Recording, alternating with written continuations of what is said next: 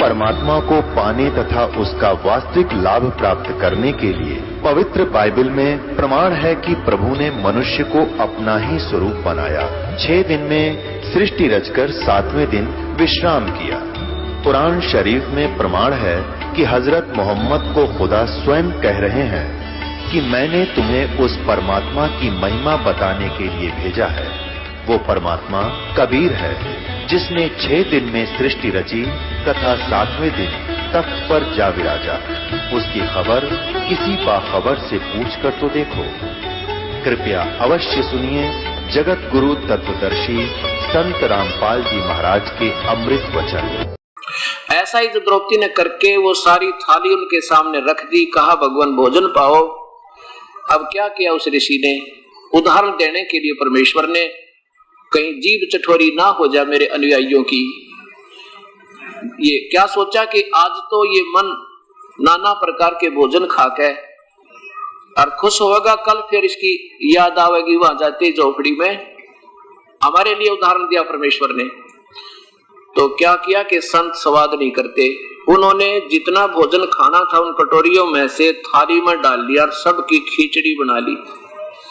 उसमें हलवा भी, खीर भी, कचौड़ी भी, दही बड़े भी, सब्जी भी, भात भी, सारी इकट्ठी कर ली। और द्रौपदी देख रही थी कि ये खाएगा, जब देखना कितना आनंद आएगा, हाँ इसकी उंगली चाटेगा, बड़े चेहरा प्रसन्न होगा। अब द्रौपदी ने देखा इसने सारा काम बिगाड़ दिया, तो मन में क्या सोचा कि ये रहा सूदर का सूदर, जिसने भोजन भी ना खाना आता, ये काहे की शंख बजाएगा। इतनी मन में नीचता मलिनता द्रौपदी का आएगी और उसका भी फल द्रौपदी ने भोगना पड़ा। अब भगवान ने क्या किया कि 5 बार वो परमेश्वर ने सुदर्शन रूप में वो 5 ग्रास बनाकर सारा भोजन खा लिया जो थाली में डाला था, और 5 ही बार शंख बज के बंद हो गया। एक बार खाया, आवाज लगाई शंख ने, दूसरी बार खाया, आवाज लगाई शंख ने, और 5 बार ही ऐसे शंख आवाज लगाकर बंद हो गया। युधिष्ठिर बड़ा प्रसन्न हुआ, कहा भगवान ओहो आपने तो कति आनंद मचा दिए, बड़े महापुरुष को लाए ढूंढ के, अब हमारा यज्ञ संपूर्ण हुआ आपकी रजा थे। श्री कृष्ण कहने लगा, भाई अभी यज्ञ संपूर्ण नहीं हुआ है, अभी तो ये शंख इतना जोर से बजना चाहिए था कि पूरी पृथ्वी पे इसकी आवाज जाएगी और तीनों लोकों में भी, स्वर्ग में भी इसकी आवाज जाएगी। इतनी मीठी मीठी आवाज होगी, अभी बात बनी नहीं। अब युधिष्ठिर फिर मायूस हो गया, हे परमात्मा अब कौन रह गया जिसको बुला के लाना होगा। श्री कृष्ण कहने लगे, भाई कोई नहीं रहा इस पृथ्वी पे। और कहा कि ये जो आपने एक बाल्मीक दिखाई दे सा, एक चूड़ा सा दिखाई दे सा बंगी, ये इसके एक बाल के बराबर भी ये 3 लोक नहीं, इतनी समर्थ शक्ति युक्त है। अपने घर में कमी है भाई, किसी के मन में खोट है, उसको ढूंढते। 3 लोक के मालिक है श्री कृष्ण को छोटी बात नहीं। उसी से मैं पकड़ दिया, कहा दोष है, द्रौपदी बुलाई। द्रौपदी से पूछा, बहन सच बताना, जब इस महापुरुष ने खाना खाया तेरे मन में क्या क्या विचार आए? और द्रौपदी ये आम व्यक्ति मत समझना इसको, ये तूने जो दिखाई देता ना ये वो नहीं है, इसके एक बाल के समान ये 3 लोक नहीं जिन पर हम चौधरी पाकरे हैं। द्रौपदी कहने लगी, भगवान क्या बताऊं, मैंने 2 घंटे तो धूमे मांग फुड़वाई और इतना बढ़िया भोजन बनाया, तो मैंने ये सोचा था ये महाराज जी रोटी खाएंगे, रंगली चाटेंगे और ना जाने कित कित कहां जा करके मेरी महिमा गावेंगे। और इन्होंने जब ये सारा काम बिगाड़ दिया, इसकी खिचड़ी बना दी, तो मेरे मन में खोट आ गया।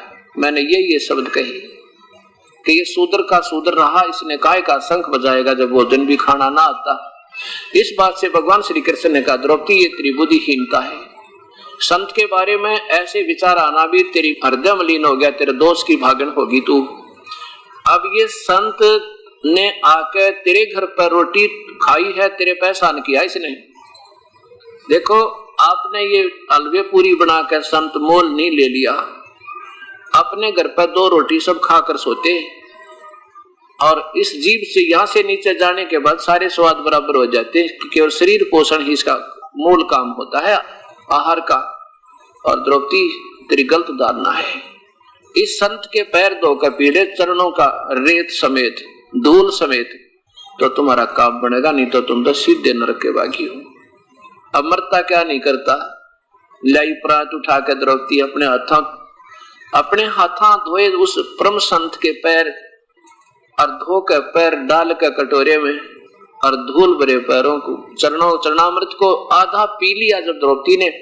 जब श्री कृष्ण ने कहा बहन आधा मुझे भी दे दो, इसे परमेश्वर तुल संत के चरणों की धूल कब को प्राप्त हुए। आधा श्री कृष्ण ने पिया, आधा पिया द्रौपदी ने। उसी समय उस शंख ने ऐसी जोर की आवाज करी, मीठी मीठी मीठी मीठी, पूरी पृथ्वी पर और स्वर्ग लोक तक उसकी मीठी मीठी आवाज गई। और उस समय पूरी पृथ्वी पर ऐसा हो गया जैसे बसंत ऋतु होता है, फलों से लदपद हो गए सब। पहाड़ों पर भी वृक्ष थे, वो भी फूलों और फलों से बिल्कुल लदपद हो गए और एकदम सारे में बसंत बहार छा गई। बोलो सतगुरुदेव की जय। उसके बाद क्या होता है, एक समय की बात है। अब देखो हमने गीता जी के वही 7वां अध्याय फिर याद रखना है। गीता जी के 7वें अध्याय के 12 से लेकर 15 तक तो वर्णन दिया है कि तीनों गुणों रजगुण ब्रह्मा, सतगुण विष्णु, तमगुण शिवजी के द्वारा दी जाने वाली अक्षीणिक, उनकी पूजा से मिलने वाले अक्षीणिक राहत को प्राप्त करके ये बूढ़ी आत्मा इन्हीं तक से मिलने वाले अक्षीणिक सुख को प्राप्त करके और इन्हीं की पूजा में लीन रहते हैं। ये मूर्ख लोग मुझे भी ना बजते। अर्जुन ये ब्रह्म बोल रहा है। उसके बाद कहता 7वें अध्याय के 18वें श्लोक में, वैसे 16-17 में कहता है कि 4 प्रकार के जो सही भक्त है ना, सत भक्ति की तरफ चलते हैं, वो 4 प्रकार के, वो वेदों से ही भक्ति प्रारंभ करते हैं, ओम नाम के जापते हैं। और उससे बाकी तो नीचे के देवताओं की पूजा करते हैं, वो तो मूर्ख लोग लिखा है 7वें अध्याय के 15वें श्लोक में। मूर्ख मूर्ख नहीं, कई लिखे हैं, ये फिर देख लो भाई। अब यहाँ तो प्रत्यक्ष सामने है और ये शास्त्र आपके घर पे भी होंगे, जाकर देख सकते हो। अब यहाँ पर क्या बताया कि तीनों गुणों की पूजा, रजगुण ब्रह्मा है, सतगुण विष्णु है, तमगुण शिव जी। इन तीनों गुणों की पूजा को करने वालों को राक्षस स्वभाव को धारण किए मनुष्यों में नीच और मूर्ख लोग, दुष्कर्म करने वाले, भक्ति के बुरे कर्म करने वाले, देवताओं की पूजा, तीनों गुण ब्रह्मा विष्णु महेश से निमन सतर की पूजा को, ब्रह्मा विष्णु महेश समेत और नीचे की पूजा को गीता बोलने वाला ब्रह्म रिजेक्ट करता है कि मूर्ख लोग करते हैं, वो तो दुष्ट आत्मा है। आपके सामने दास नहीं कह रहा, अपने शास्त्र बोल रहे हैं। फिर देखो, क्योंकि ये ऐसी कड़वी सत्य है कि एक बार कुनीन की तरह लगेगी आपको और फिर ये मीठी हो जाएगी, क्योंकि रोग कट जाएगा। फिर वो स्वादिष्ट लगेगी अपने को, जो आज कड़वी लगेंगी ये बातें, क्योंकि ये प्रमाणित है, वो अप्रमाणित थी। ये सिद्ध करने के लिए कि रजगुण ब्रह्मा है, सतगुण विष्णु, तमगुण शिवजी, इसलिए ये प्रमाण आपके सामने श्रीमद् देवी भागवतम सभाष्टिकम समातम, देवी भागवत पुराण, देवी पुराण के अंदर आपको दिखा रहा हूं। खेमराज श्री कृष्ण दास प्रकाशन बंबई, ये यहां से प्रकाशित है। इसके 3रे स्कंद में देखिएगा, अथ श्रीमद् देवी भागवते 62 टीका युक्ते 3य स्कंद प्रारंभते।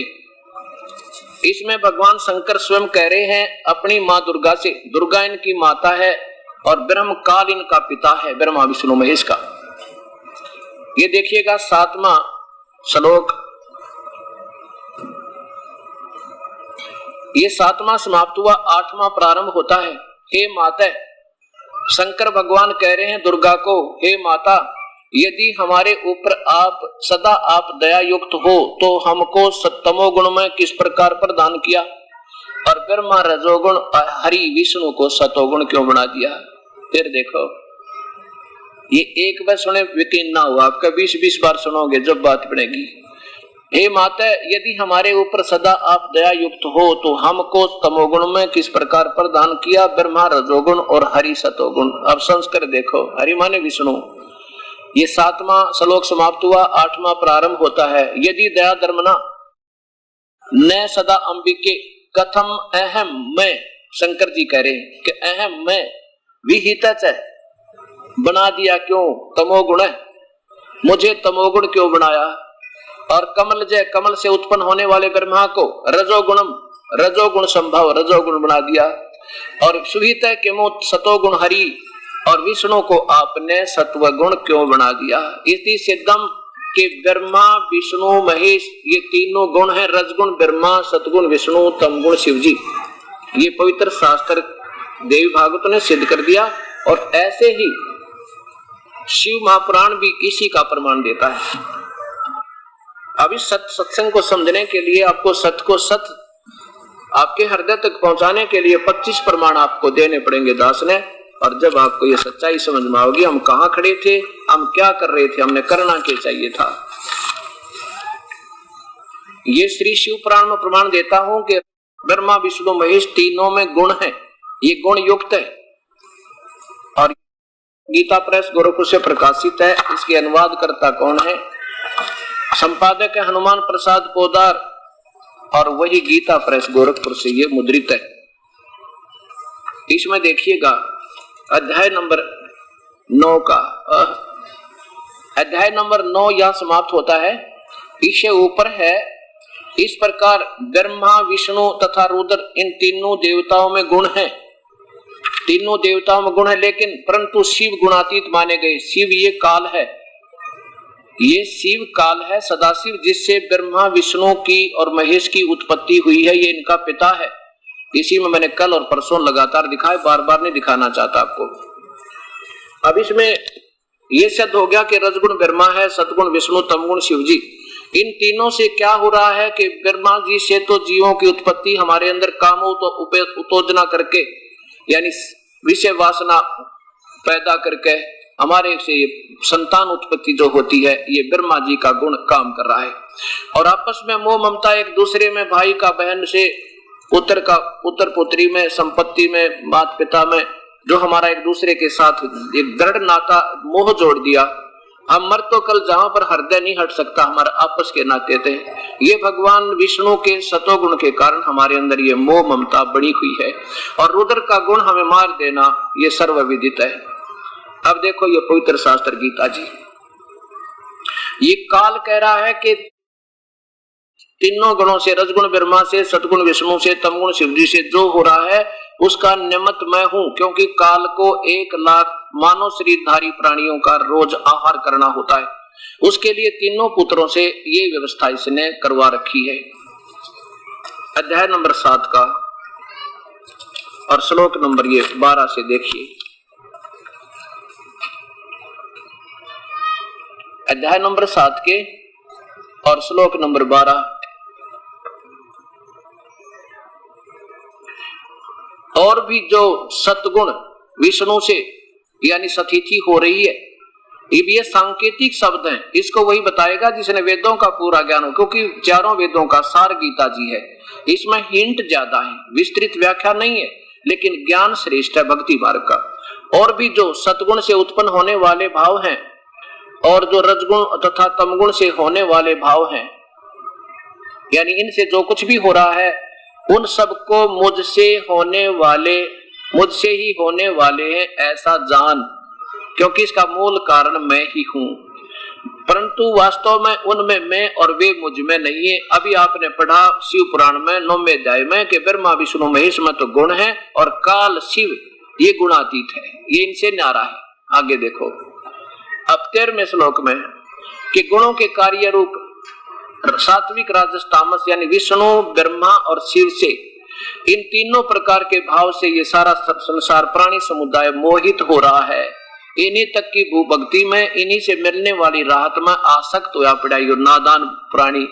और इन तीनों गुणों से परे मुझ अविनाशी को नहीं जानता ब्रह्म बोल रहा है, श्री कृष्ण नहीं बोल रहा। कृष्ण जी तो स्वयं सतोगुण थे, वो यानी विष्णु अवतार थे। ये काल बोल रहा है मुझे नहीं जानता। अब देखो 15वें में, अब 14 और 15 में निचोड़ कर दिया, कमाल कर दिया भगवान ने। अब 14वां श्लोक 7वें अध्याय का, क्योंकि यह अलौकिक अर्थात अति अद्भुत त्रिगुण में मेरी माया, तीनों गुणों के द्वारा फैला गया ये जाल जन्म मृत्यु और यहाँ रोके रहने का बड़ी दुस्तर है, खतरनाक है। और जो मुझको भजते हैं यानी मेरी पूजा करते हैं, जो इनकी नहीं करते, वो इनसे ऊपर उठ जाते हैं। ब्रह्म बोल रहा है, काल बोल रहा है, इस माया का उल्लंघन कर जाते। आगे कहते हैं 15वें में, माया के द्वारा जिनका ज्ञान हरा जा चुका है, इन तीन से जो हो रहा है, जैसे इनसे मिलने वाली क्षणिक राहत से, ब्रह्मा विष्णु महेश से, उसी के ऊपर जो मोहित रहते हैं, इससे आगे बुद्धि जिनकी नहीं जाती, माया के द्वारा जिनका ज्ञान हरा जा चुका है, वो असुर स्वभाव को धारण किए हुए, राक्षस, असुर माने राक्षस स्वभाव को धारण किए हुए मनुष्यों में नीच, हे परमात्मा, और दुष्कर्मी, दूषित कर्म करने वाले भक्ति के गलत काम है ये, जो ब्रह्मा विष्णु महेश तक की पूजा और उनसे नीचे देवताओं की, पितरों की श्राद्ध निकालना। और मूर्ख लोग मुझे नहीं भजते अर्जुन, माम ने प्रपंते, ब्रह्म साधना भी ना करते, ये नादान यहीं तक सीमित है। सिद्ध कर दिया भगवान ने कि ब्रह्मा विष्णु महेश तक की पूजा रिजेक्टेड है। ये तो ब्रह्म कह रहा है। अब देखो, तमोगुण की साधना की थी रावण ने भगवान शिव की, अपना शीश भी चढ़ा दिया, और शीश क्या, यहाँ से दोनों हाथ, दोनों भुजा और शीश चढ़ा दिया, क्योंकि उस प्यारी आत्मा के गुरु ने यही बताया कि ये शिव जी सर्वेश्वर है, महेश्वर है, सर्व सुखदाई है। अब जैसे गुरु जिनको मिल गए, यो दोष गुरुओं का है, इस साधकों का कतई नहीं मानता ये दास, क्योंकि विद्यार्थी को के क्या पता शिक्षक क्या पढ़ा रहा है, उसने शिक्षक की बातों पर विश्वास करना स्वाभाविक होता है। अगर रावण को ये सत्ज्ञान आज चल रहा है, ये मिल जाता, वो विमान में बैठकर सतलोक चला जाता, जो अपना सैक्रिफाइस करता है, कर सकता परमात्मा के पाने के लिए। लेकिन पूजा ही बबूल का बीज बीजने से आम नहीं लगते। भगवान शिव की साधना करने से ठीक है, उसको जैसा किया भगवान ने ऐसा दे दिया, सोने की लंका बन गई, और भाई खूब ठाठ हो गए, सिद्धि आ गई, आकाश में उड़ गया। उस सिद्धि का दुरुपयोग कर लिया, सीता उठा लिया, अपनी माँ को उठा लिया, निकम्मी आत्मा, और पाप का भागी बना, कुत्ते आड़ी मौत मरा, राक्षस कहलाया। ये शिव का उपासक था, तमोगुण का उपासक था।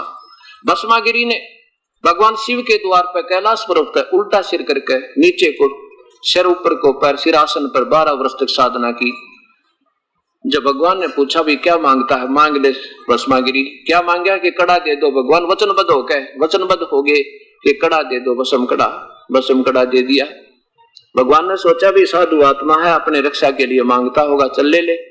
और जब कड़ा आ गया हाथ में, जब कहने लगा ले हो होशियार शंकर जी, तुझे खत्म करूंगा। अब देखो नीच आत्मा उन्हीं की पूजा कर रहे हैं, और क्योंकि रस स्वभाव जा नहीं सकता इन पूजाओं से, ये गीता प्रमाण देती है। गीता कोई बच्चों का लेख नहीं है, ये ब्रह्म की अपनी बोली हुई, यानी 21 ब्रह्मांड के मालिक का बोला हुआ ज्ञान है, इसमें जरा सा भी भेद नहीं है। अब भगवान शंकर भाग लिए डर के, ये समर्थ भी कोई ना, जब एक मृत्यु से भयभीत होकर भाग रहे हैं, तो समर्थ कहाँ हुए और अविनाशी कहाँ हुए, यह भी ना सोची हमने। चलो कोई बात नहीं, ये भी नहीं है कि ये बिल्कुल शक्तिहीन है। अब जब भाग लिए तो वो किस लिए मार रहा था भगवान शिव को, कि पार्वती को पत्नी बनाऊंगा और तुझे खत्म कर दूंगा, ये तो इनकी पूजाएं हैं। फिर भगवान विष्णु ने उसको गंडथनाथ न जाकर पार्वती रूप बनाकर भस्म किया, और जब भगवान शिव का कड़ा वापस दिया। अब ऐसे हिरण्यकशिपु ने रजोगुण उपासना की थी, यानी ब्रह्मा जी की। ये तीनों भगवान एक शक्ति के हैं, कोई अंतर नहीं तीनों में। जैसे एक विभाग, एक मंत्री होते हैं ना किसी प्रांत में, उनकी एक जैसी पावर, एक जैसी रैंक होता है, कोई अंतर नहीं होता। तो सिद्धि प्राप्त कर ली ब्रह्मा से, रात मरू ना सुबह मरू ना शाम मरू, ये सिद्धियां प्राप्त करके, और अंडी पाक गया, और कुत्ते आड़ी मौत बुरा राक्षस कहलाया। राक्षस स्वभाव का हुआ रजोगुण उपासक, और विष्णु जी का उपासक था ये विश्वामित्र। उसने अपने ही साथी वशिष्ठ मुनि के 100 बालकों को ऐसे कत्लेआम कर दिया, 100 मासूम बालकों को, केवल अपनी मान बढ़ाई के कारण।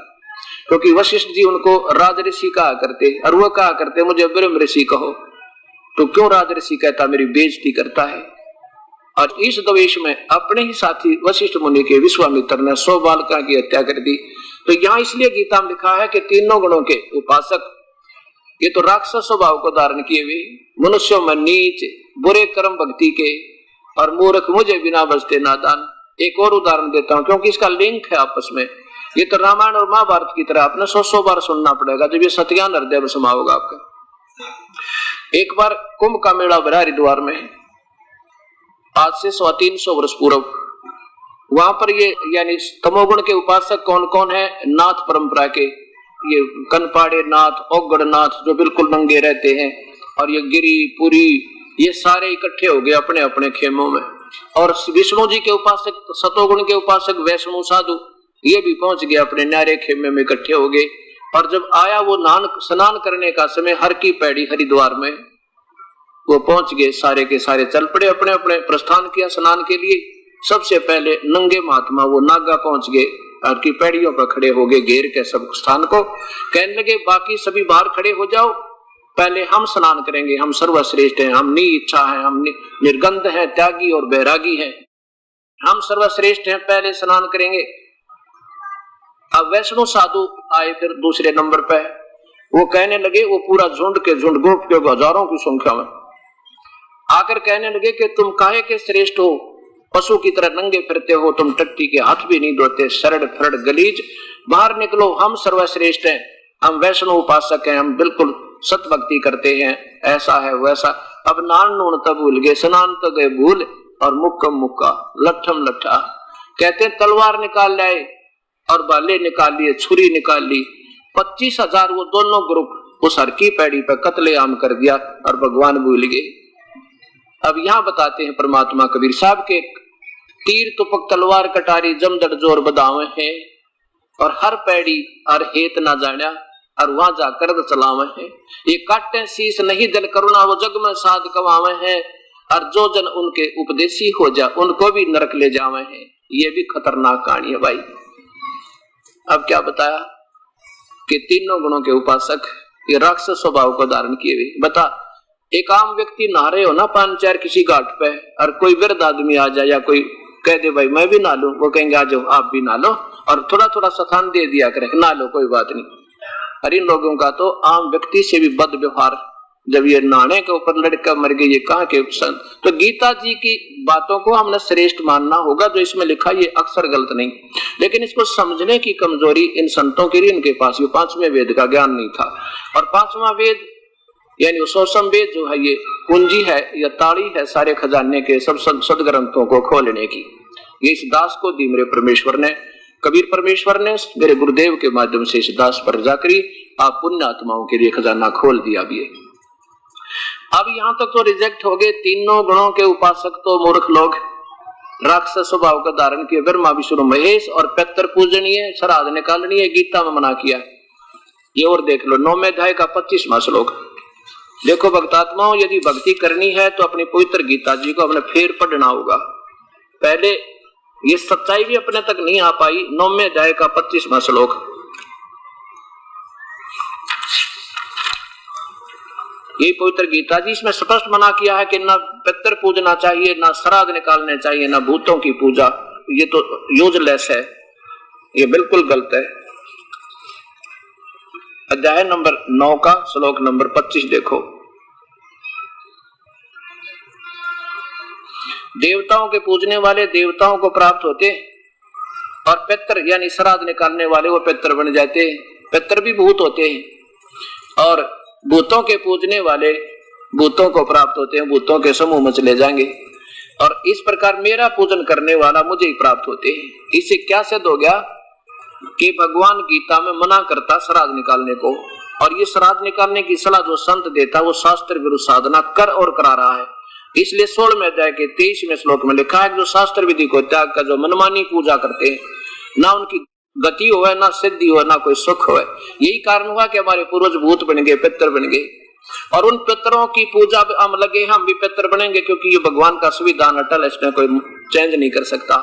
हमने चेंज होना पड़ेगा, हमने पूजाएं त्याग के सद्भक्ति करनी पड़ेगी, जैसे संकेत गीता जी में दिया है कि उस संत ने ढूंढ कर, परम संत ने, और उस परमेश्वर की साधना कर लो तो तुम्हारा बेड़ा पार होगा, नहीं तो वे जन्म मृत्यु या 84 लाख तुम्हारी बनी रहेगी। अब क्या बताया कि पितरों की पूजा नहीं करनी, श्राद्ध नहीं निकालने, और हम सभी कर रहे। हिंदू समाज कौन करवा रहा कि हमारे पूर्वज बूढ़े बाड़े थे, और वो गुरु लोग थे जिनका गीता समझ में ना आई, वह पेट भर अपने स्वार्थ वसीन भोली आत्माओं को गुमराह कर दिया, और सब पितर बन रहे हैं, भूत बन रहे हैं, फिर वही पूजा कर रहे हैं, क्योंकि यह समझ में बात आई नहीं। गीता में लिखा है हम इसके विरुद्ध कर रहे हैं तो वही बन रहे हैं। अगर हम इसको त्याग कर सद्भक्ति करेंगे, ना पितर बनोगे, ना श्राद्ध निकालने, ना भूत बनोगे, टंटा कट गया।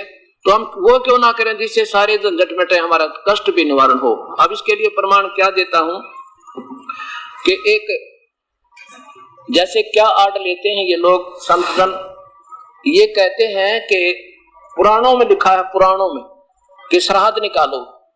अब देखो पुराण जो है, पुराण तो किसके द्वारा बोलेगी? कोई मार्कंडेय ऋषि द्वारा, कोई वशिष्ठ मुनि द्वारा, कोई ब्रह्मा के द्वारा, कोई विष्णु के द्वारा, कोई शिव के द्वारा, और ये गीता बोलेगी ब्रह्म के द्वारा। ये तो भगवान का कॉन्स्टिट्यूशन है, संविधान है, इसमें जो करना है और नहीं करना है सब मेंशन्ड है, वर्णन है इसके अंदर। हमने इसके विरुद्ध करते हैं तो कानून तोड़ दिया, और ये आदेश किसी ऋषि विशेष का या अधिकारी का है वो मान्य नहीं है, जो शास्त्र इस कानून के विरुद्ध है। जैसे एक कल भी उदाहरण दिया था परसों, एक किसी व्यक्ति का दोस्त एसएचओ था, थानेदार, और उसने अपने दोस्त से कहा, थानेदार से, कि मेरा एक पड़ोसी बहुत दुखी कर रहा, मुझे क्या इलाज करूं, रोज तंग करे शराब पी के, और मेरे बताओ आप क्या समाधान करूं। थानेदार बोला उसका दोस्त के मार शर्मा लठ माफ देख लूंगा। अब थानेदार की हिम्मत मान के, क्योंकि उसमें एसएचओ को बहुत बड़ा अधिकारी माना करते, और जाके उस अपने पड़ोसी के सर में लठ मारा, मारते मर गया। अब वो है एसएचओ, उसका हथकड़ी लगा के लहर फांसी तोड़वा दिया, क्योंकि वो आदेश किसका था? थानेदार का था, और राजा का कानून उसके विरुद्ध था। तो उसका आदेश मान के उस व्यक्ति विशेष का, एक अधिकारी विशेष का, जो उसने कानून तोड़ दिया, उस व्यक्ति ने उसको फांसी की सजा पाई। ये कानून में लिखा था। ऐसे ही ये जो आदेश हैं, जो पितरों के या किसी ऋषि के श्राद्ध निकालो, नवरात्रि करो, फलाना करो, ये तो एक व्यक्ति विशेष, ऋषि विशेष के आदेश हैं और भगवान के कानून के विरुद्ध है, इसलिए इनको सजा भोगनी पड़ती है। इसका प्रमाण दिखाता हूँ। मार्कंडेय पुराण गीता प्रेस गोरखपुर से प्रकाशित है, इसमें दिखाता हूँ। पहले थोड़ा सा मौखिक बताऊंगा। एक रुचि नाम का ऋषि, वेदों का ज्ञाता, वेदों में इस कर्म कांड को बंद किया है कि मूर्ख लोग करते हैं ये पूजाएं, ब्रह्मा विष्णु महेश तक की, और श्राद्ध श्रुद्ध निकालना मूर्खा का काम है, बेवकूफों का कति। रुचि ऋषि ने ये सोचकर अपनी साधना वेदों अनुसार प्रारंभ कर दी, शादी भी ना करवाई, केवल मुक्ति को महत्व दे करके। कहते हैं जब वो 40-45 वर्ष का हो गया रुचि, उस समय उसके पिछले 4 पितर दिखाई दिए, पिछले 4 पितर। वो स्वयं तो गलत साधना करके पितर बन गए, और उनका वंशज वो बेचारा रुचि ऋषि अपना मुक्ति का मार्ग ढूंढ लिया वेद पढ़ के, अब वो भी फंसा लिया उनने। कैसे फंसा लिया? कहा बेटा रुचि तूने शादी क्यों नहीं करवाई? शादी तो बहुत अच्छा काम है, इसमें शादी करा कर पितरों की पूजा करे, भूतों की पूजा करे, अतिथियों की सेवा करे, देवताओं की पूजा करे, उसका अच्छे लोकों में जाकर के कहते हैं उच्च लोकों में सुख प्राप्त होते हैं। ये तो गीता में मना किया कि मूर्ख लोग इन अन्य देवताओं की पूजा करके उन देवताओं वाले लोक में तो चले जाते हैं, पर अक्षणिक सुख है वो शीघ्र ही नरक में गिर जाते, इसलिए पूजा गलत है। और फिर रुचि कहता है हे पितर महो, वेद में तो इस श्राद्ध श्रुद्ध निकालन को मूर्खों की पूजा बता रखी है, फिर आप मुझे क्यों लगाते हो इस कर्म में? और स्वयं पितर भी कहते हैं हाँ बेटा ये बात तो आपकी सही है कि वेद में इस कर्म को महाविद्या का, इसमें कोई झूठ नहीं। और फिर अपने संदेश पहुंचाते हैं, ऐसा है पितर ये कर देते हैं, पितर वो कर देते हैं, कोई बात ही पितर कर देते हैं, पितर आप भूखे मरे बताओ वो क्या कर देते हैं।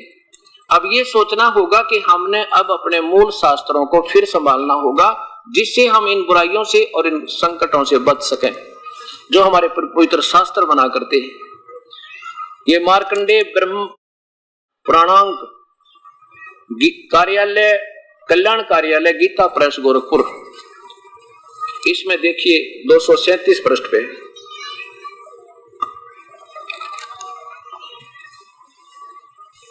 ये नीचे से देखिएगा,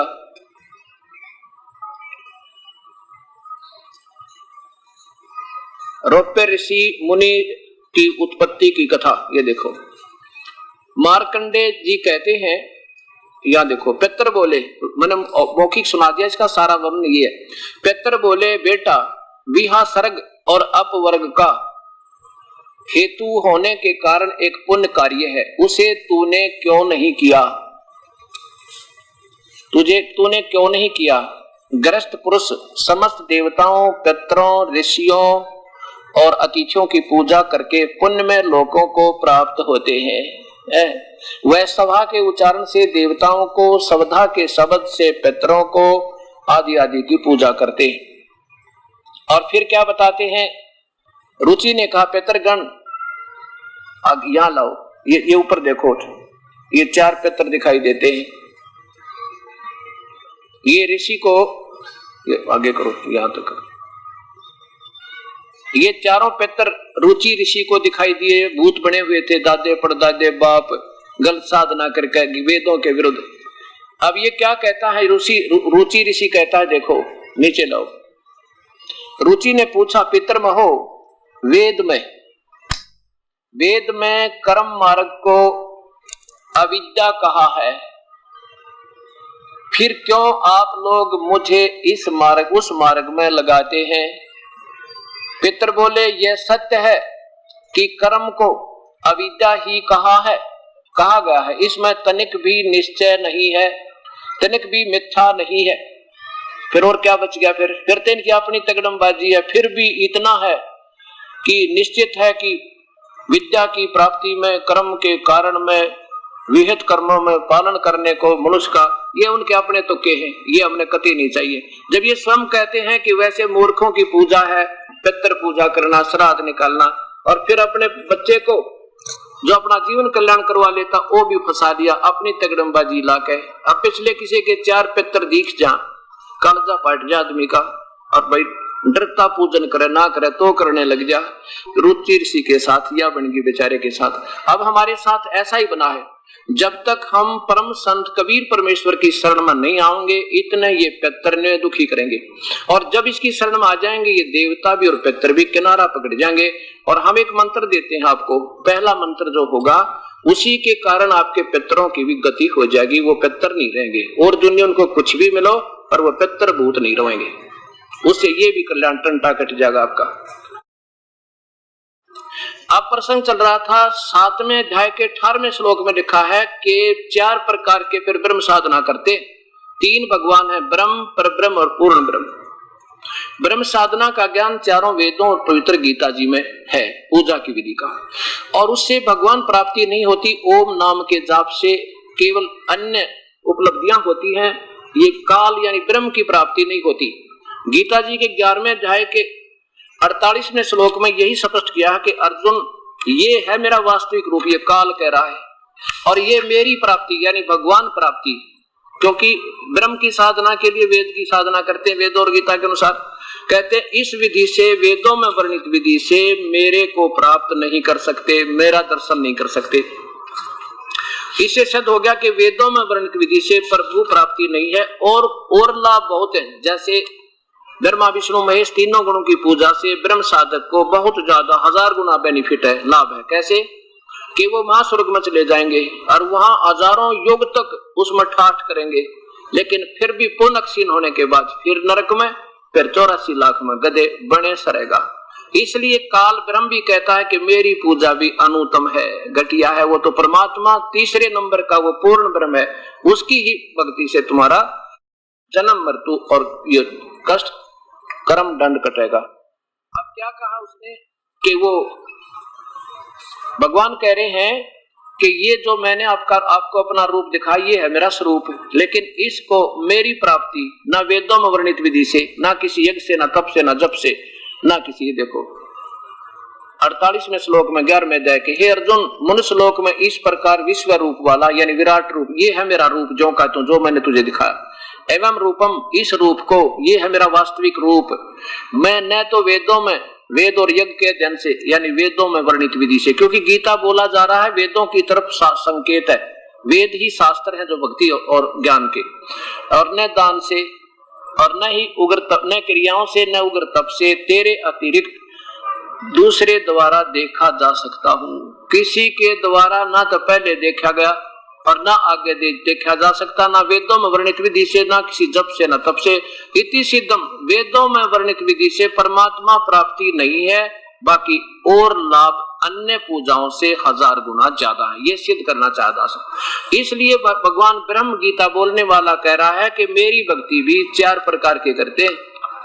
एक तो अर्थार्थी जो अपना स्वार्थ सिद्धि के लिए वेदों का के आधार पर अपनी साधना करते हैं और वो परमात्मा नहीं चाहते वो। और दूसरे आरत होते हैं जो अपना संकट निवारण के लिए वेदों में वर्णित विधि को के आधार पर पूजा करते हैं।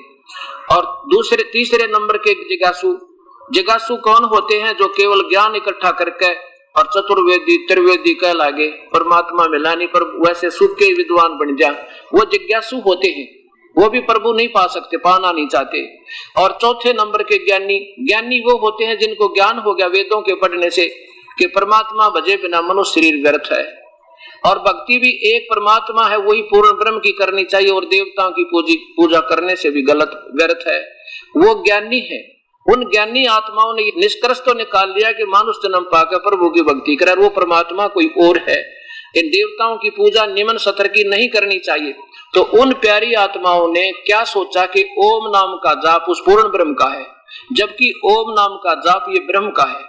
और ब्रह्म तक की पूजा का तो ज्ञान है ब्रह्म तक का वेदों और गीता में, और जानकारी है पूर्ण ब्रह्म की कति न्यारी न्यारी के वो परमात्मा और है, उसी की भक्ति करनी चाहिए। वो मैं नहीं बता सकता। उसके लिए चौथे अध्याय के 34वें श्लोक में लिखा है कि उस परम पिता की भक्ति को तो वो संत बताएंगे। उन संतों के पास पहुंच जा जिन पर पूर्ण ज्ञान हो, तत्वदर्शी संत के पास जा और वो बतावेंगे मैं नहीं जानता उस परम पिता के मार्ग को। गीता बोलने वाला भगवान स्वयं कह रहा है। और वो संत बताओ फिर उस ऐसे करना। इससे सिद्ध हुआ कि वेदों में वर्णित विधि से प्रभु प्राप्ति नहीं है और साधनाएं बहुत। ये क्या कहता है? ज्ञानी आत्माओं को पता तो हो गया कि एक भगवान की भक्ति की। चौथा अध्याय और श्लोक नंबर 34 में, चौथे अध्याय के 34 में देखिएगा, अध्याय नंबर 4 का श्लोक नंबर 34 में स्वयं गीता बोलने वाला भगवान कहता है कि उस परमात्मा के बारे में मैं नहीं जानता। उस तत्व ज्ञान को तू तत्वदर्शी ज्ञानियों के पास जाकर समझ। उनको भली भांति दंडवत प्रणाम करने से, उनकी सेवा करने से, कपट छोड़कर सरलता पूर्वक प्रसन्न करने से परमात्म तत्व को भली भांति जानने वाले ज्ञानी महात्मा तुझे तत्व ज्ञान का उपदेश करेंगे। भगवान कहता है मैं नहीं जानता उस परम पिता की साधना को, वो तो कोई संत और है, वो बताएगा आके, तो फिर वैसे करना। अपनी बताता है कि इन ज्ञानी आत्माओं ने वेदों को समझा और ये समझ लिया कि परमात्मा पाए बिना मनुष्य जीवन व्यर्थ है और प्रभु पाने के लिए जब शरीर भी चला जा तो भी थोड़ा है। ये सोच के इन भोली आत्माओं ने, ज्ञानी आत्माओं ने ओम नाम के जाप को पूर्ण ब्रह्म का मानकर हजारों वर्षों तक साधना की।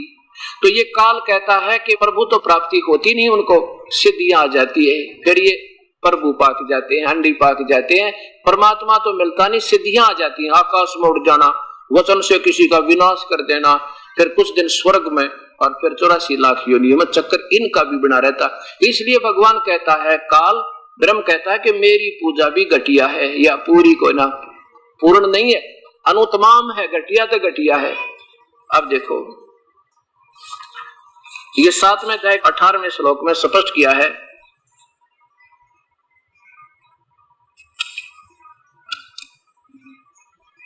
ये 7वें अध्याय का श्लोक नंबर 18 देखो, इधर लो।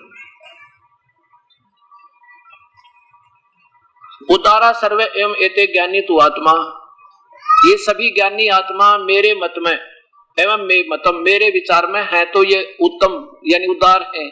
लेकिन इनको उदार का अर्थ होता परमात्मा पाने के लिए इन्होंने शीश भी दे दिया परमात्मा को, हजारों वर्षों तक बैठे रहे, शरीर की भी परवाह ना की, लेकिन इनको सत्य ज्ञान पूर्ण संत ना मिला, उस परम पिता की भक्ति बताने वाला। इसलिए आस्तित सही युक्त आत्मा, आस्तित माने आश्रित रही वो भक्ति में लीन आत्मा, माम एवं अनुतमाम गति, मेरी ही मुझ में, मेरी अनुतमा माने घटिया ते घटिया साधना में ये आश्रित रही, अनुतमा माने घटिया ते घटिया। और इन्होंने क्या कर दिया, अनुतम माने अति उत्तम लिख दिया। अब यहां बात बिगाड़ रखी है। अब इसे अनुतम क्यों कहा भगवान ने, ब्रह्म ने अपनी साधना को, क्योंकि इससे प्रभु तो मिले नहीं और जन्म मरण का रोग कटे नहीं। उसके लिए संकेत किया है 18वें अध्याय के 62वें श्लोक में कि उस परम पिता की शरण में जाओ अर्जुन सर्वभाव से, फिर तेरा जन्म मृत्यु का रोग कट जाएगा। अब क्या होता है कि दुर्वासा जी ने वेदों को जैसा जाना और समझा, उस ज्ञानी आत्मा ने वेदों अनुसार साधना हजारों वर्षों तक की और प्रभु तो मिला नहीं, वो सिद्धि आ गई। उन सिद्धियों के आधार पर दुर्वासा महिमावान हो गया, एक दूसरे के ऊपर सिद्धि छोड़ के ये अपने प्रभु बन जाते हैं। अब ऐसे दुर्वासा जी का बोलबाला बहुत हो गया। एक दिन दुर्वासा जी द्वारका के बाहर बैठ गया जाकर जंगल में 8 किलोमीटर की दूरी पे, और गांव नगरी में ये पता चला कि एक बड़े महापुरुष आए हैं दुर्वासा नाम के, और भूत भविष्य वर्तमान की सारी जानते हैं। तो कुछ व्यक्तियों ने, कुछ व्यक्तियों ने ये मजाक सूझा कि दुर्वासा की परीक्षा करते हैं कि कुछ जानते भी हैं या दुनिया वैसे ही इनको महिमा दिए हुए है। भगवान श्री कृष्ण के पुत्र प्रद्युम्न को एक लड़की का रूप बना लिया, एक गर्भवती लड़की का स्वांग बना लिया 10-20 व्यक्तियों ने, और यानी मजाक करने के इरादे थे दुर्वासा के साथ। कैसा रूप बनाया कि एक कढ़ाया छोटा सा, जो लोहे की कढ़ाई होती है छोटी सी, उसको पेट के ऊपर के बांध के पीछे रस्सी तो बांध दिया, उसके ऊपर का फिर लोगड़ रख के रुई, और ऊपर का एक कपड़ा और बांध दिया, फिर ऊपर का जो है ना स्त्री वाला स्वांग कर दिया, कपड़े पहना दिए, और 10-20 व्यक्ति उसको साथ लेकर दुर्वासा के पास पहुंच गए। दुर्वासा जी से कहा कि हे ऋषिवर, हम आपके पास एक प्रार्थना लेकर आए हैं। दुर्वासा जी ने कहा बोलो भाई क्या बात है? कि ये इसका पति है, ये इसकी लड़की है। प्रद्युम्न को तो पत्नी बना दिया किसी एक व्यक्ति की नकली, और इनको शादी हुए लगभग 10-15 वर्ष हो गए। अब परमात्मा ने रजा बख्शी है इनके गर्भराज की पत्नी को, ये उतावले हो रहे हैं। आपके बारे में सुना है कि आप भूत भविष्य वर्तमान की सब जानते हैं, ये उतावले हो रहे हैं, ये पूछना चाहते हैं इसे लड़का होगा या लड़की, आप बताइए क्या होगा।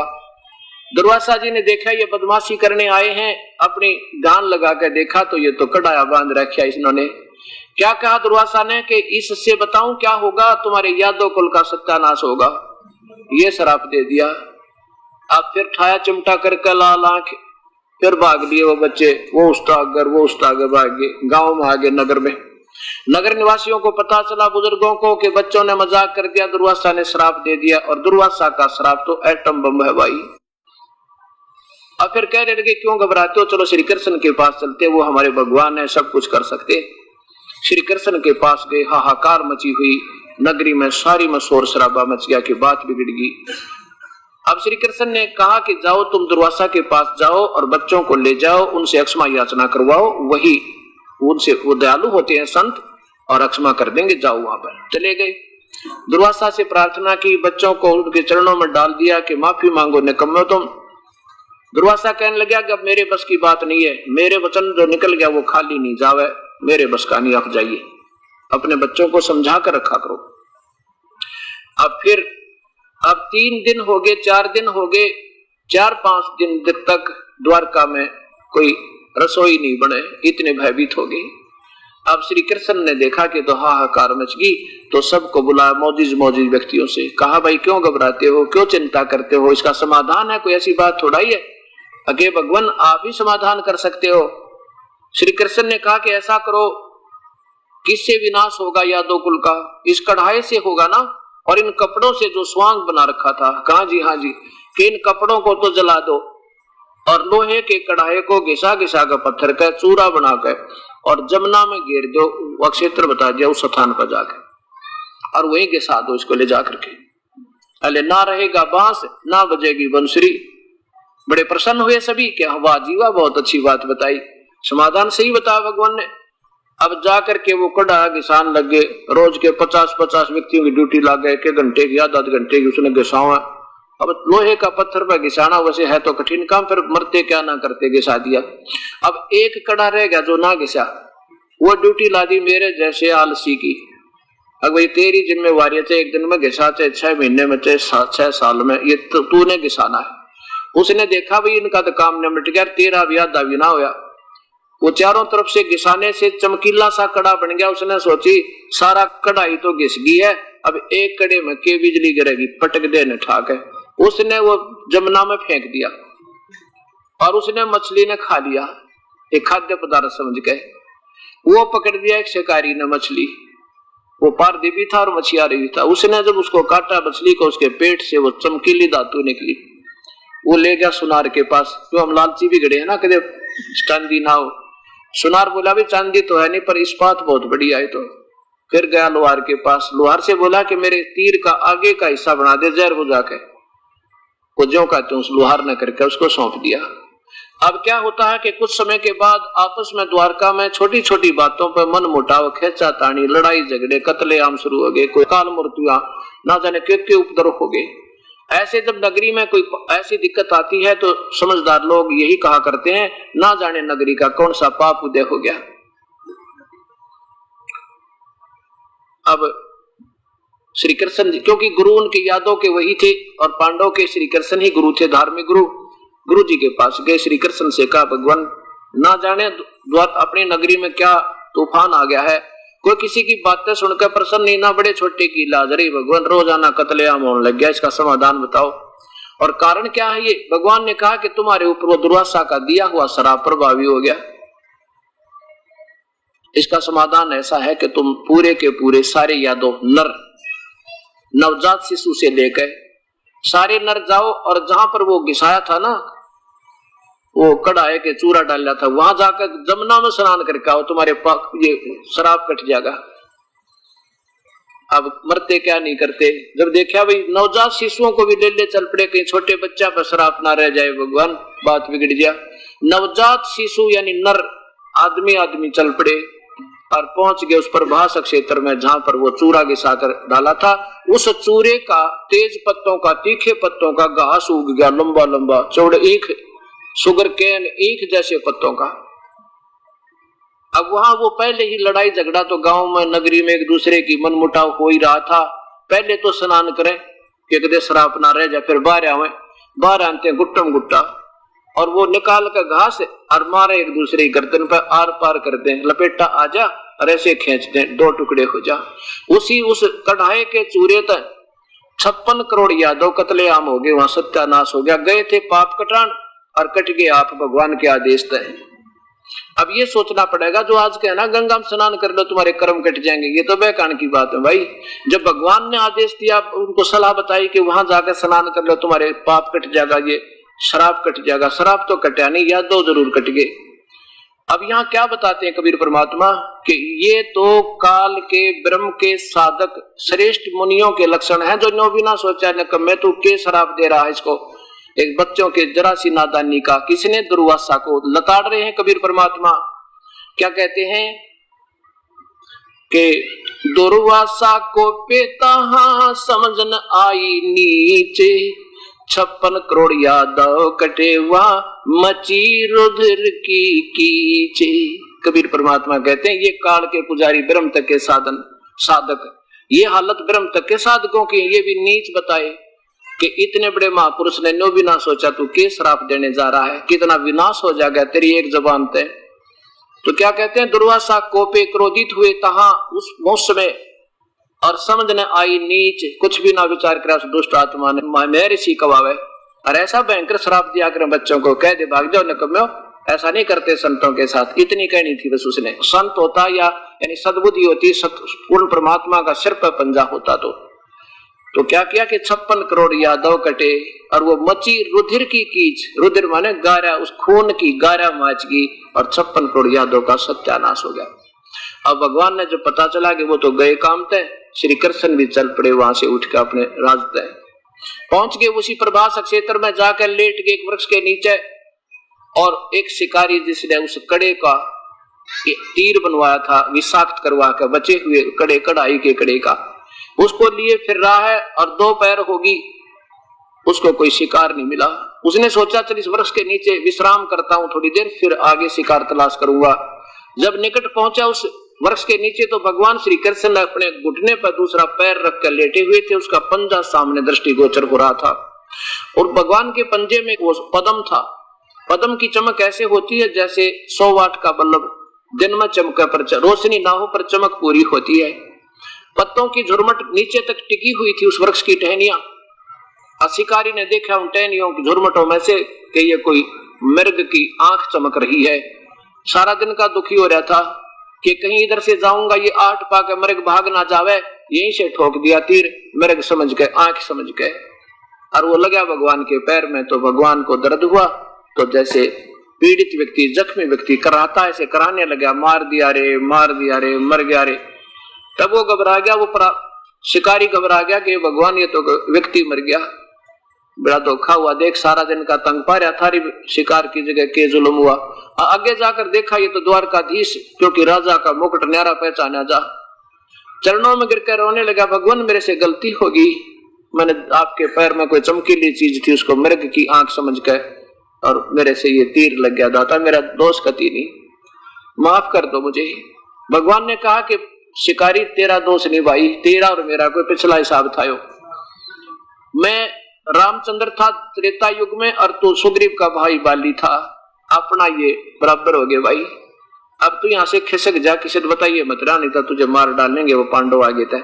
पर मेरा संदेशा दे दे, किसी प्रकार वहां पहुंचवा दे और पांडवों के पास, और उनको कह देना कि यहाँ पर बात बिगड़ ली है, सारा विनाश हो लिया, शीघ्र आ जाए। वो शिकारी ने ऐसे किसी को बता दिया, उसने संदेशा भिजवा दिया, 5 पांडव पहुंच गए। अब देखिए जब हालत भगवान की, तो अर्जुन भीम कहने लगे कि भगवान एक बार हमें बता दो किसने आपकी हालत की है, उनको अभी मजा चखा देंगे। श्री कृष्ण बोले भाई अब तो जो होना था वो हो गया, पर मेरी आगे की बात सुन लो।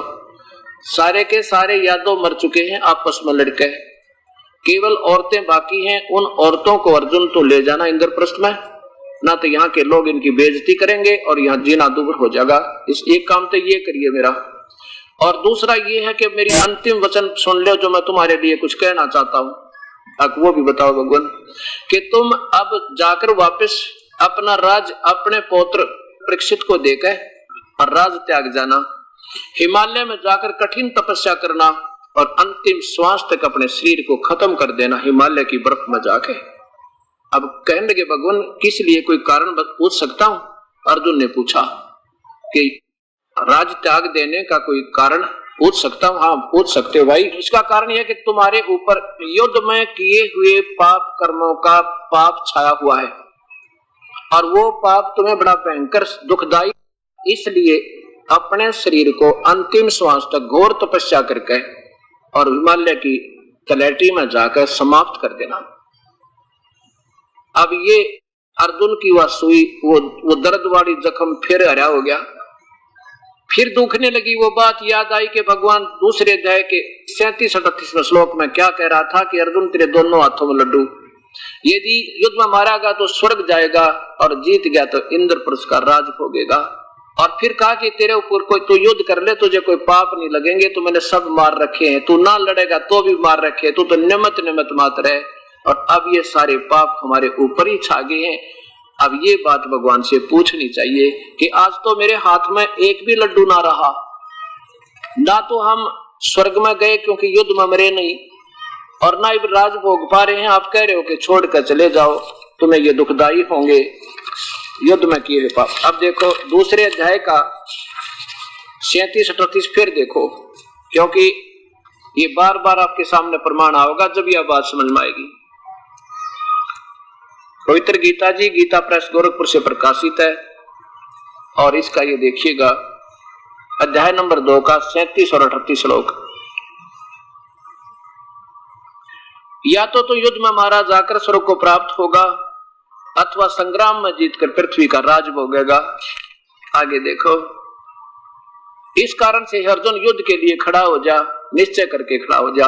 38 में कहता है, कहा भगवान ने कि जय पराजय लाभ हानि सुख दुख को समान समझकर इसके बाद युद्ध के लिए तैयार हो जा। इस प्रकार युद्ध करने से पाप को नहीं प्राप्त होगा। अब अर्जुन कहने लगा, भगवान वैसे तो आप ऐसी सतिथि में है कि हमने ये बात करना शोभा भी नहीं देता, लेकिन परमेश्वर ए भगवान अगर मैं ये शंका का समाधान आज नहीं कराऊंगा तो मेरा मरना भी दूभर हो जाएगा, या शंका रूपी कांटा मुझे मरने भी नहीं देगा। क्या मैं पूछ सकता हूँ आपसे? पूछ ले अर्जुन, आज मैं अंतिम श्वास गिनूं, जो होगा वह सारी सच बताऊंगा भाई। कि भगवान आपने जब मैं युद्ध करने से अंतिम फैसला दे दिया था, भगवान मैं नहीं लड़ूंगा, और मैं इंद्रप्रस्थ के राज को तो लड़ूं किस लिए, तीनों लोकों का भी कोई राज दे दे तो भी युद्ध नहीं करूंगा, यह मेरा अंतिम फैसला है। और आप कतई नहीं माने, आपने जबरदस्ती मुझे डरा धमका के और ये भी लालच दिया कि तेरे हाथ में दोनों लड्डू हैं। और भगवान अब ना तो हम स्वर्ग गए और राज त्यागने को आप स्वयं प्रेरणा दे रहे हो, आदेश दे रहे हो राज त्याग दो, तो परमात्मा यह क्या कहानी थी, क्या मैं पूछ सकता हूं आपसे? आपने ये हमारे साथ ऐसा सलूक क्यों किया? जब भाई को बुरे सौपन आने लगे, आए थे और हम आपके पास गए थे, आपने जब ये बात कही थी कि वो पाप दुखदाई हो रहा है आपको जो युद्ध में पाप किए थे, उस समय मैं चुप रहा कि भाई की आत्मा ठेस ना पहुंच जा और ये इलाज ना करवावे। नहीं भगवान, मेरा कलेजा तो उसी समय धड़कने लग गया था जब आपने ये बात कही थी। युधिष्ठिर कहने लगे, अर्जुन ऐसे समय में भगवान से ऐसी बातें करना शोभा नहीं देता, तूने होनी थी वह हुआ, अली छोड़ इन बातों को। श्री कृष्ण कहने लगे, युधिष्ठिर ने ठीक प्रश्न किया है, गलत नहीं किया ये। भाई अर्जुन बात सुन ले, देखो मैं भी विवश हूं और तुम भी लाचार हो। ये तो जो कुछ होना था, करना था, कराना था, ये तो कोई और शक्ति है, वही कर रहा है, वही वही करवा रहा है, ना तेरे बस की अर्जुन ना मेरे बस की। तुम मेरा बहुत निकटतम हो, इसलिए जाके और ये मेरा अंतिम जो ना फैसला आज्ञा और मान लेना तुम्हारे हित में ही होगी। क्या होगा कि यहाँ पर ऐसा है कि जैसे उसने क्या बताया भगवान ने कि ओम नाम का जाप और दिन रात कर जाना, अंतिम स्वास्थ्य करना, हुआ तपस्या कर चाहे कुछ, क्योंकि इससे अक्षणिक लाभ हो जाते हैं।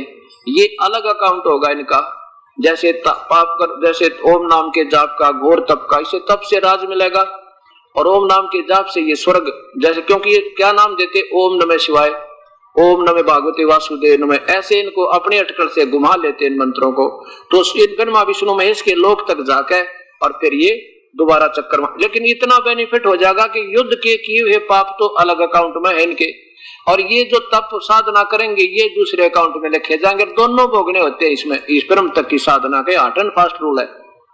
तो भगवान ने न्यू कही थी, अच्छा भगवान जो आपकी आज्ञा, और कहा कि गोपनियों को, इन सब औरतों को ले जाना, ऐसा कह के प्राण त्यागे भगवान।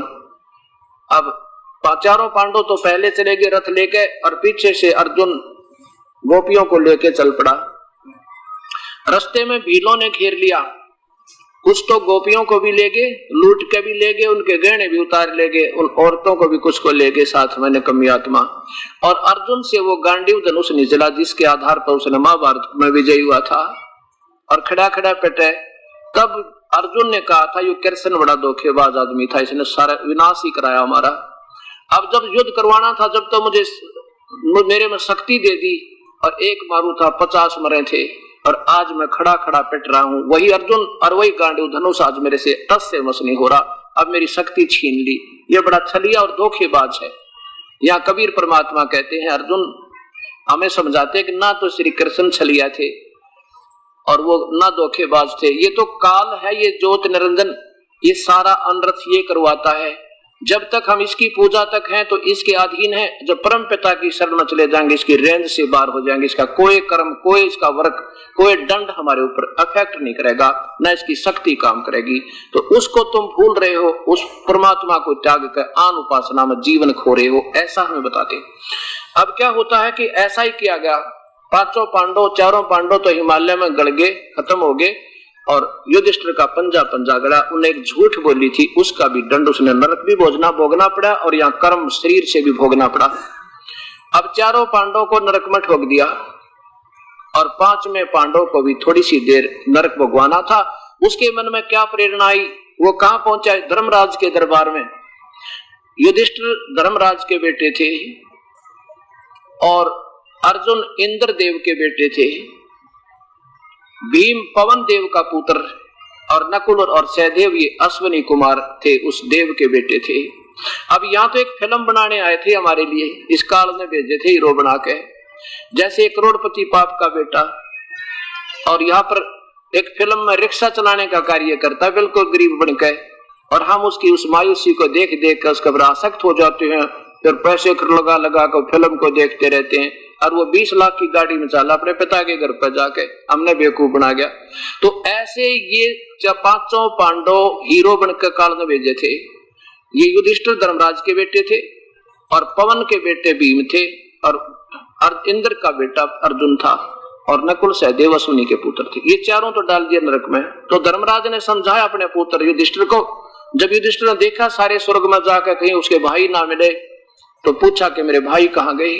तब उसने कहा धर्मराज ने कि बेटा यहाँ कोई किसी का भाई नहीं, तुम तो एक फिल्म बनाने गए थे वो बन गई, ये वहां वाले लोग धोखा खाए जाएंगे, उसके ऊपर देखे जाएंगे महाभारत में अर्जुन ने ये करा था, भीम ने ये करा था, और वो नरक में ठोक रहा, खेजी नाड़ करा था।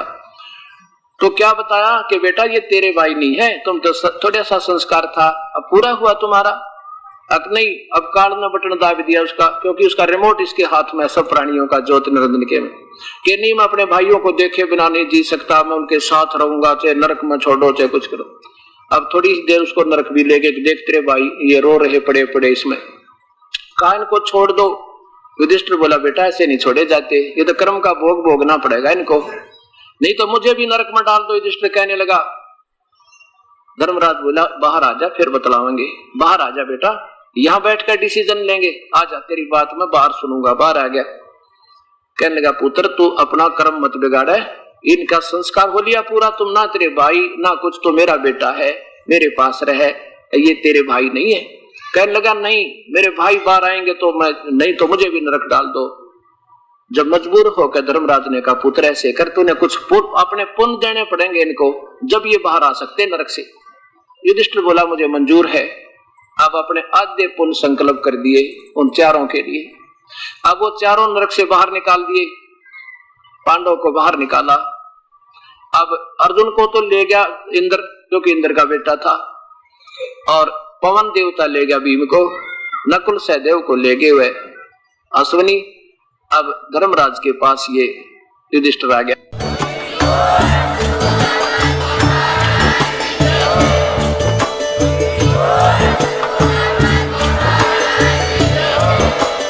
आप सुन रहे थे जगत गुरु तत्वदर्शी संत रामपाल जी महाराज जी के मंगल प्रवचन। अधिक जानकारी के लिए विजिट कीजिए हमारी वेबसाइट www.jagatgururampalji.org। संत रामपाल जी महाराज जी के शुभ आशीर्वाद से पूरे विश्व भर में 500 से भी ज्यादा नाम दीक्षा केंद्र हैं, जिन पर संत रामपाल जी महाराज जी द्वारा ऑनलाइन निशुल्क नाम दीक्षा दी जा रही है। अपने नजदीकी नाम दीक्षा केंद्र का पता करने के लिए संपर्क करें 8222880541।